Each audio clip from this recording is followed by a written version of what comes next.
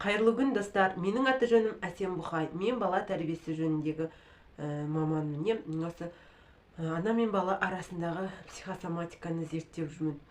Жалпы осы 15-ші жылы мен анам қайтыс болғаннан кейін мен өзімді жоғалта бастадым. Содан кейін әртүрлі психологиялық кітаптарды оқи бастадым. Және де көптеген тренингтарға қатыса бастадым. Сонда ұққаным, мен анамды өзін Алланың орнына қойып алып, анам үшін өмір сүрген екенмін. Тренингтарға қатысқанда осыны ең бірінші осыны оқып осыны байқадым.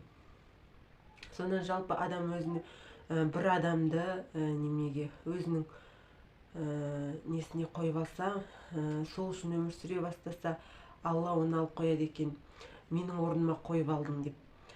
Сол себепті сол адамды алып қоятынын түсіндім, сабағын алдым. Содан кейін менде ары қарай даму басталды. Жалпы оның бәрін қайдан болды? Ең бірінші өзге үшін өмір сүру. Көптеген адамдар 85%, 99% біреу үшін өмір сүреді екен.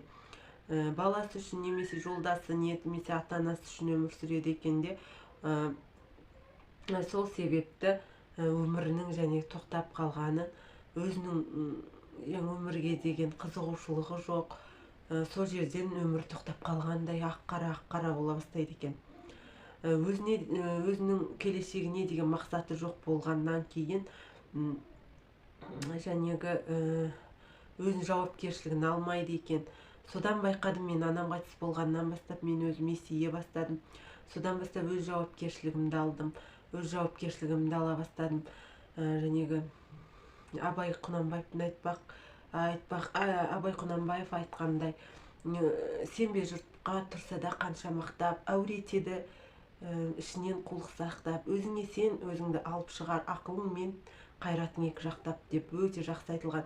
Менің оғанға дейін достарым болды, көптеген достарым болды. Мен осы депрессияда мен достарыммен де араласпай бастадым. Өйткені адам өзі достарымен араласқаннан кейін олардың жаңағы бір мін тауа бастайды екен. Сол жалпы айтайын деген досы көпті жау алмайды деп жатады ғой, бірақ та ол мақал бір жағынан жақсы. Мүлдем достарыңыз жоқ болсын деген мақсатта емес, өзіңіздің жәнегі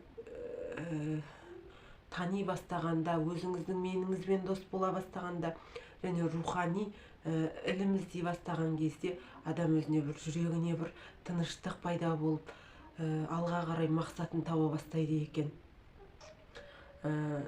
Абай Құнанбаев та өзі 40 жасынан асқан кезде өзінің миссиясын анықтай бастаған ғой. Содан бастап мен анам қайтыс болғаннан кейін өлеңдер жаза бастадым. Сол кезде мен өзімен жеке қалған кезде, және достарыммен араласпай кеттім дедім біраз уақытқа дейін. Достарым көп болатын, соның ішінде өзім енді керекті қазір бағытымыз бір, сол жақты таңдай бастадым.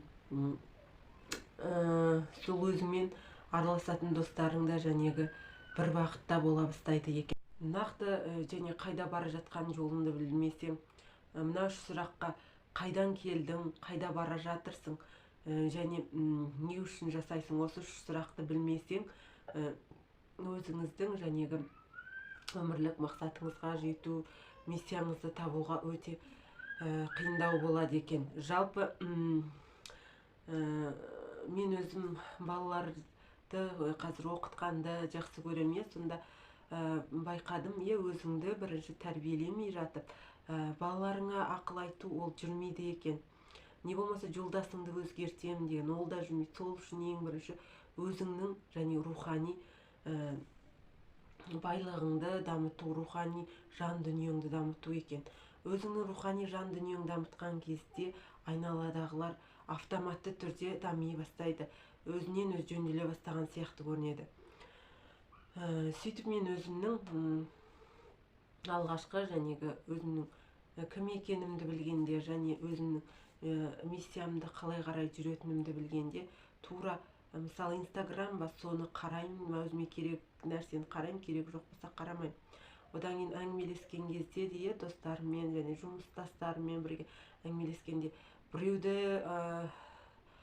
өсектеу сондай керексіз жақтарға кететін болса менің уақытым, онда араласпаймын. Ал өзімнің миссияма баратын жолда талқыланып жататын болса, міндетті түрде онда араласамын сөздеріне. Өзгелерді ойлаймын деп жүргенде тірі айналады екенсіз. Зомби болып өзіңіздің арманыңызды және өзіңізді бір түрмеге қамап тастайды екенсіз. Сондықтан әр уақытта адамның өзінің мақсаты, өзінің талғамы, өзінің ойы болғаны дұрыс деп ойлаймын.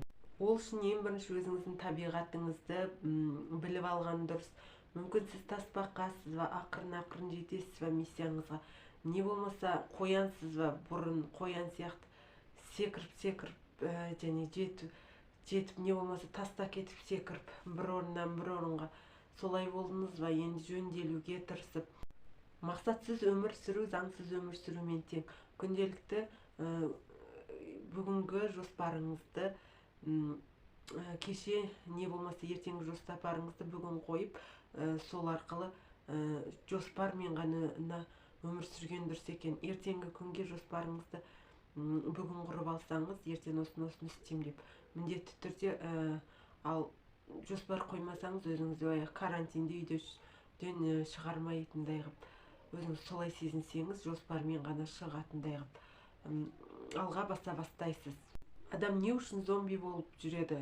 Әркім өзінің ойлап көріңізші, не үшін зомби халінде жүресіз? Өйткені сіз рухани және жан дүниеңізді дамытпағаннан, сіз жәнегі нәпсі дейді ғой, біз рухпыз дегенге, бізде денеміз дененің қалауын орындау. Дененің қалауы, мысалы, достарым бар деп, достарсыз өмір сүре алмаймын, жәнегі өзіңізбен жалғыз, жан дүниеңіз көңілмеу, біреу үшін өмір сүріп, достарың көңіліңді көтерсе көтеріліп, көтермесе мен өзін жертва санап, сондай, не болмаса арақ ішу, көңілін көтеру, ол да бір нәпсінің қалауы. Не болмаса кейбір, мысалы, еркек адамдар бар, әйел адамдар да бар шығар, еркек адамдар бар, және әйел құмар болып, әйелдерге барып, нәпсісін солай қанағаттандырады. Бұның бәрі менің ойымша адам өспеу, не болмаса дамымай қалған адам деп ойлаймын. Өйткені адам өзінің жас ерекшелігі болады екен,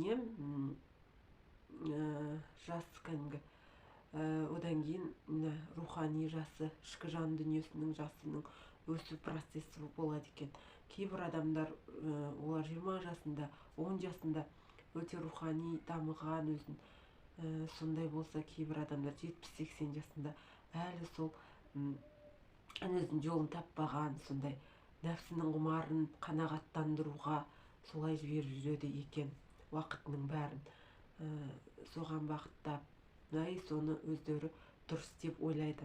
Рухани азықты қалай азықтандырамыз? Ең бірінші, біз өзіміздің жәнегі келген жерімізді білуіміз керек.